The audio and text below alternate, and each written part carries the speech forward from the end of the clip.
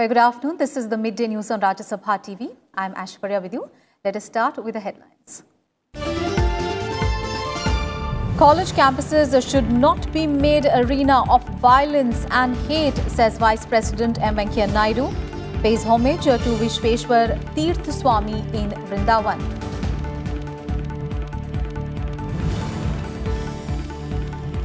Five-day Indian Science Congress inaugurated by Prime Minister Modi to conclude in Bengaluru.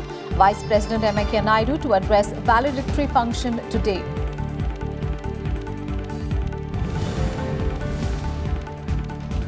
Prime Minister Narendra Modi dials US President Donald Trump, expresses desire to continue to work together in all areas of mutual interest, says bilateral relations have grown strength to strength.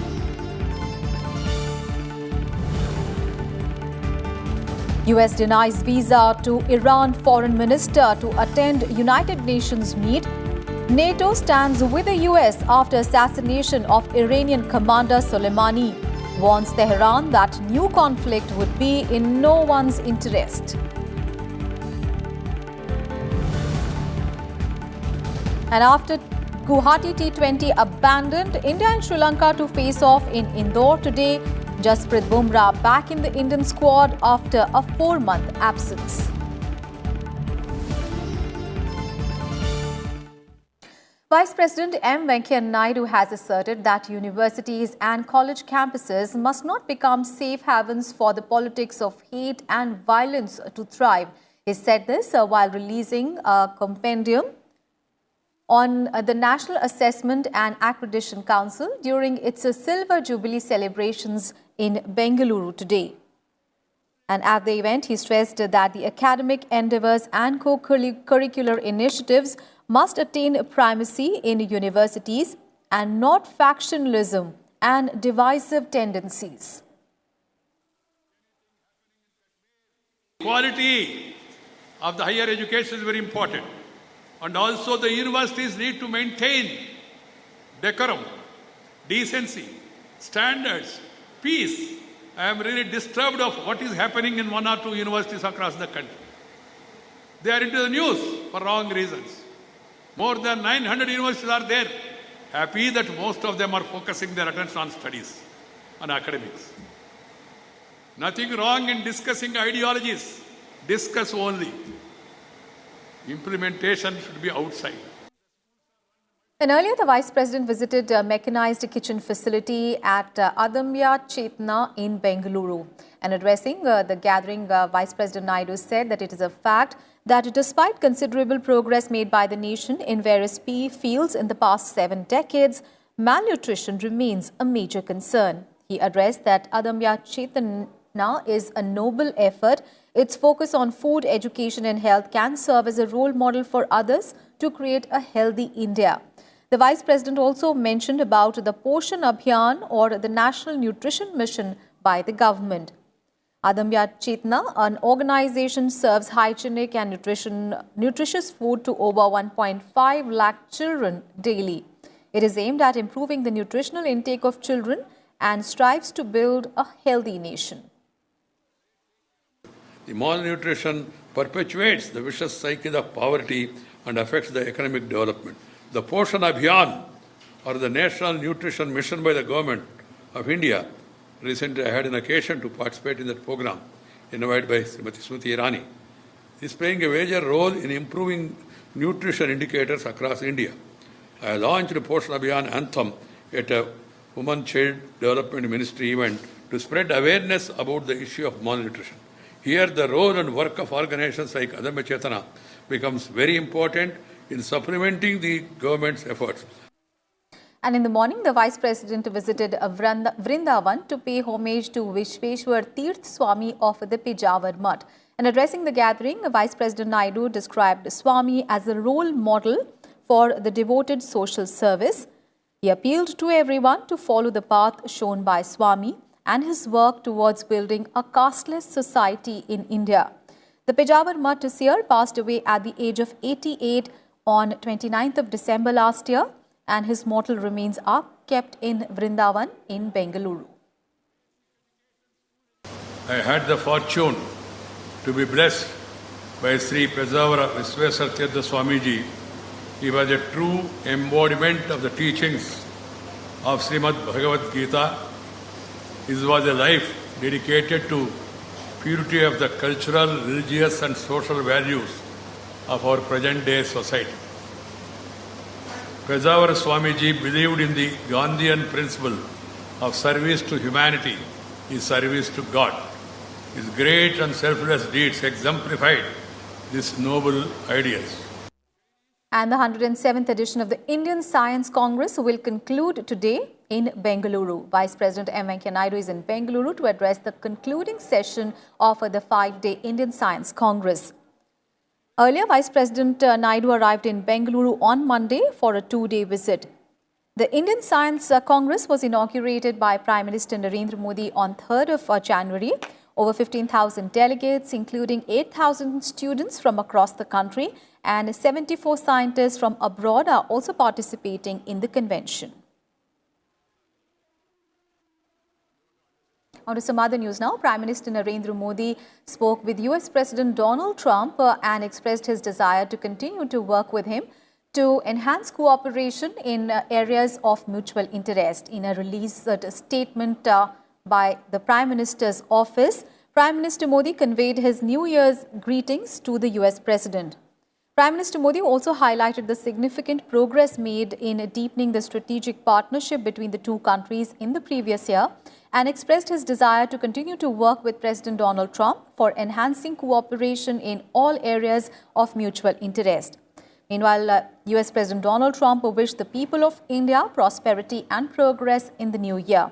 Donald Trump also expressed his satisfaction at the achievements in the relationship in the last few years and reiterated his readiness for further deepening bilateral cooperation, according to the statement.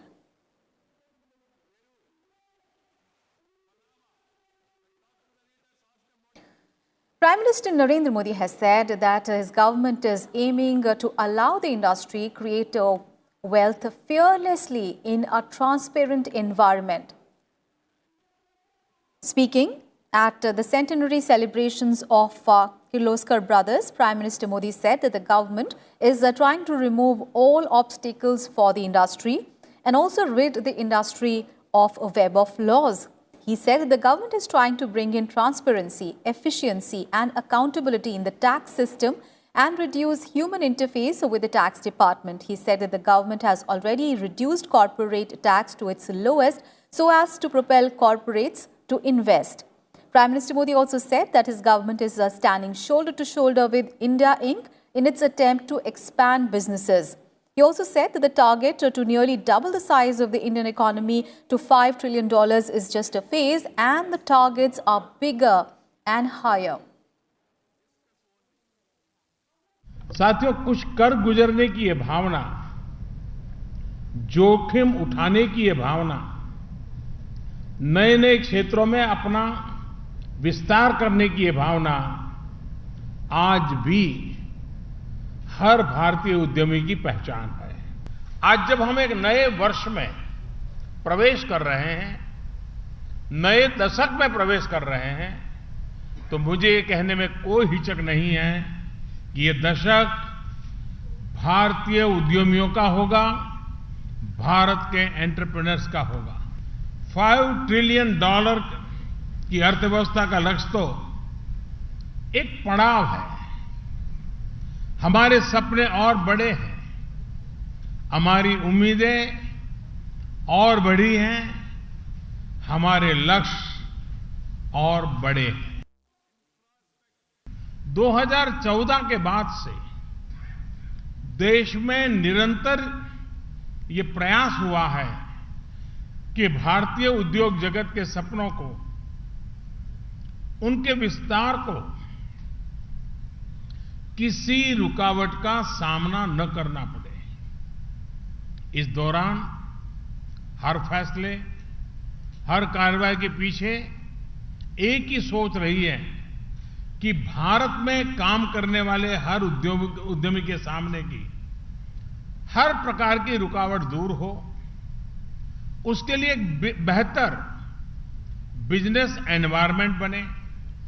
साथियों, देश के लोगों को उनका सही सामर्थ्य तभी सामने आ सकता है जब सरकार इंडिया, इंडियन और इंडस्ट्रीज के आगे बाधा बनकर नहीं बल्कि उनका साथी बनकर के खड़ी रहे। हमारे टैक्स सिस्टम में ट्रांसपेरेंसी आए, एफिशिएंसी आए, अकाउंटेबिलिटी बढ़े, टैक्स पेयर और टैक्स डिपार्टमेंट के बीच ह्यूमन इंटरफेस समाप्त हो, इसके लिए एक नई व्यवस्था का निर्माण किया जा रहा है। आज देश में कॉर्पोरेट टैक्स और कॉर्पोरेट टैक्स रेट जितने कम है उतने पहले कभी नहीं। साथियों, goods and services tax reform या पब्लिक सेक्टर बैंक रिफॉर्म, इनकी मांग लंबे अरसे से होती रहती थी, हर किसी ने मांग की है। ये सब आज सच हुआ है तो इसी सोच की वजह से कि इंडियन इंडस्ट्री के सामने की हर रुकावट दूर की जाए, उसे विस्तार का हर मौका दिया जाए। And ahead of the union budget, Prime Minister Narendra Modi on Monday also interacted with the top business leaders to discuss the issues facing the economy based to improve economic growth and job creation. Chairman of Reliance Industries, Mukesh Ambani, Ratan Tata, Sunil Bharti Mittal, Gautam Adani, Mahindra Group Chairman Anand Mahindra and Anil Agarwal were among those present at the discussion. And senior Singaporean Minister Tharman Shanmugaratnam on Monday met Prime Minister Narendra Modi in national capital. During the meeting, the two leaders held discussions on several issues of mutual interest, including economic cooperation, infrastructure, skills and digital economy. The two leaders also expressed satisfaction at the rapid growth of bilateral relations. PM Modi also expressed his desire to further strengthen cooperation between the two countries in the areas of infrastructure, tourism, digital payment systems, innovation and governance. And in Midday News, we'll take a very short break. We'll be right back. Stay tuned.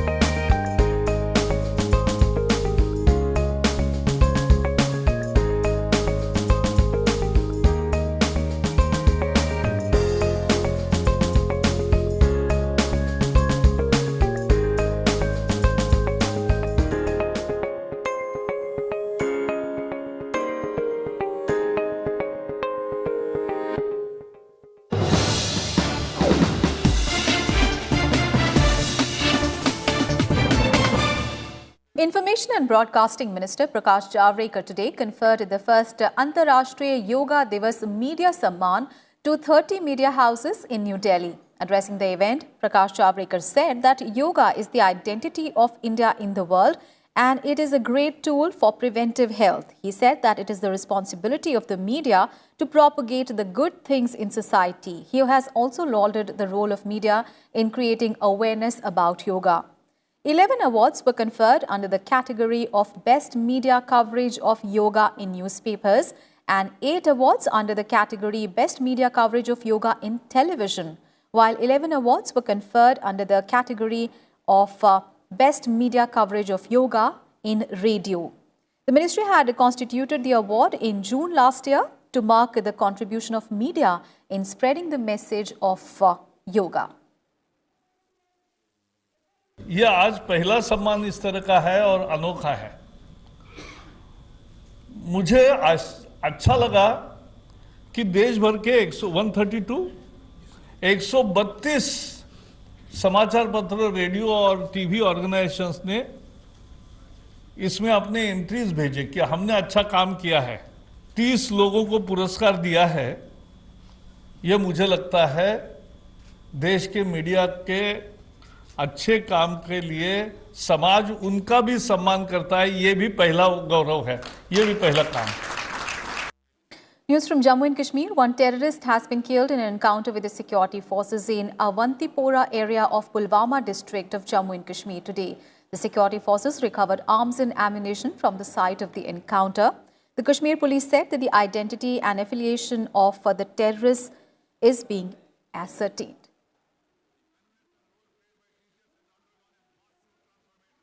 News from various states. And Jharkhand Mukti Morcha MLA Rabindranath Mehto was unanimously elected as the Speaker of the Jharkhand Assembly today. Chief Minister Hemant Soren proposed Mahato's name for the post, which was seconded by GMM MLA Champai Soren during the second day of the three-day session of the Jharkhand Assembly.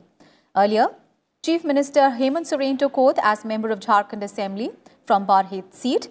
All the newly elected MLAs in the 81-member House were administered oath by Pro Tem Speaker Stephen Marandi on Monday.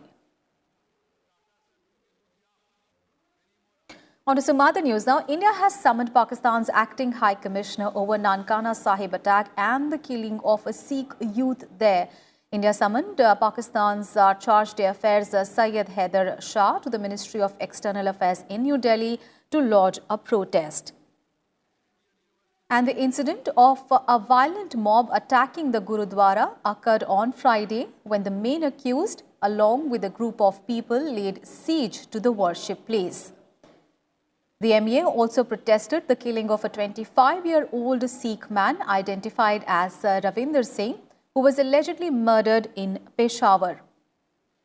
Now, raising concerns regarding the issue of minority persecution in Pakistan, the MEA conveyed to Pakistan's acting High Commissioner its concerns raised by the members of civil society, parliamentarians and others at the continued persecution of religious and ethnic minorities in Pakistan, including the recent despicable and heinous acts. The MEA statement urged Pakistan to ensure safety and security of the minority communities and bring the perpetrators to book.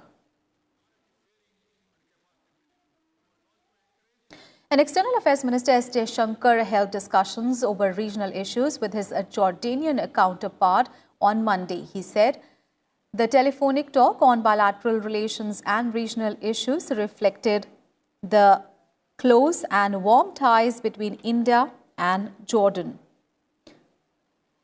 External Affairs Minister also held similar discussions with his Qatari Foreign Minister. Jaishankar appreciated the insights of the Qatar Foreign Minister on the regional situation. He added that the conversation reflected strong bilateral partnership between India and Qatar. Let's get you some international news now. North Atlantic Treaty Organization or NATO has stood with the United States after the assassination of Iranian military commander Qasem Soleimani and has warned Iran. NATO Secretary General Jens Stoltenberg has warned that Tehran should further avoid violence and provocations, saying that a new conflict would be in no one's interest. At an emergency session of NATO's ruling council, US officials provided the rationale behind the action against Iranian General Soleimani at the Baghdad airport. And all the NATO members not only supported the US's move to kill Soleimani, but also condemned Iran for allegedly supporting different terrorist groups. In everything that we do, at our meeting today, allies called for restraint and de-escalation. A new conflict would be in no one's interest. Meanwhile, the United States has denied a visa to Iranian Foreign Minister Mohammad Javad Zarif that would have allowed him to attend a United Nations Security Council meeting in New York on 9th of January.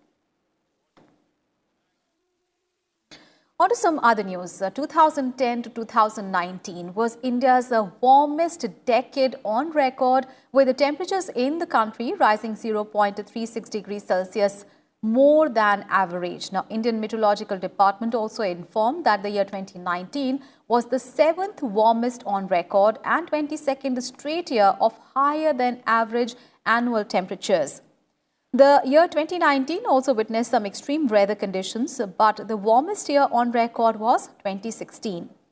Talking about 2019, last year there were extreme weather conditions during all seasons, from strong heat waves in Bihar and Jharkhand and Maharashtra to seeing a record number of cyclones and an extended monsoon season as well. It is a sign that India is warming in pace with the accelerated rate of global warming in recent years.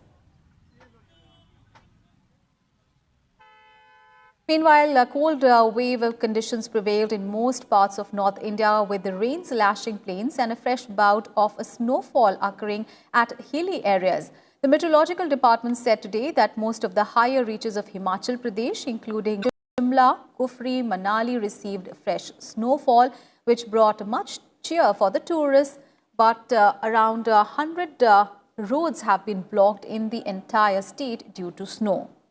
The coldest place in the state was Kelong, which settled at -7 degrees Celsius, and the minimum temperature in Kalpa was -3.4 degrees Celsius. And in Kashmir, Srinagar and other places received a first snowfall of 2020 on Monday, as the night temperature across the valley improved due to fresh downpour. Over 600 vehicles were stranded as fresh snowfall and landslides triggered by rains closed the Jammu-Srinagar National Highway. However, flight operations to and fro Srinagar airport were going on as per schedule. And in Uttarakhand, fresh snowfall has occurred in high altitude areas, while bone-chilling winds coupled with intermittent showers swept the plain areas. Badrinath, Kedarnath, Hemkund Sahib and the Valley of Flowers received a spell of snow on Monday, even as it rained in the lower areas. Gangotri, Yamunotri, Harsil and Uttarkashi district also received rainfall. And Delhi, after witnessing a biting cold spell in the first week of the new year, got some respite today as the weather improved, with the minimum temperatures recorded at 13 degrees Celsius. The maximum temperature is expected to stay at around 18 degrees Celsius. There was a brief spell of drizzle on Monday night as well, with light showers expected in the next 24 hours. The mercury is expected to dip again over the next 3 to 4 days, with the showers predicted in the national capital region. Now, a special segment on environment and climate change.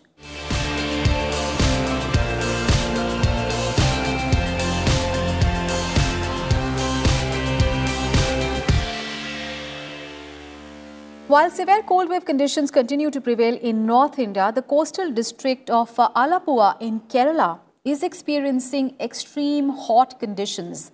The place is world famous for backwaters, and it recorded a temperature of 35.6 degrees Celsius on 1st of January, which is over 3 degrees above the average temperature. According to weather experts, climate change is likely to affect Alappuzha this year as well, with uneven weather patterns leading to major crop losses.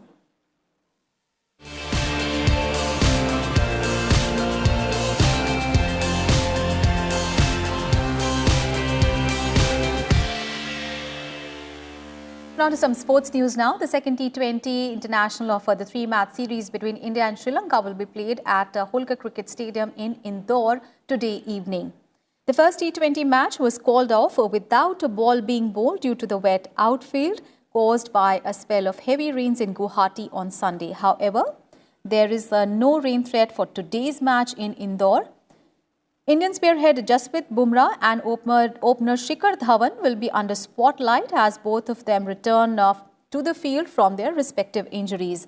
Remember, Jasprit Bumrah had suffered a stress fracture, while Shikhar Dhawan was dogged by injuries throughout the last year.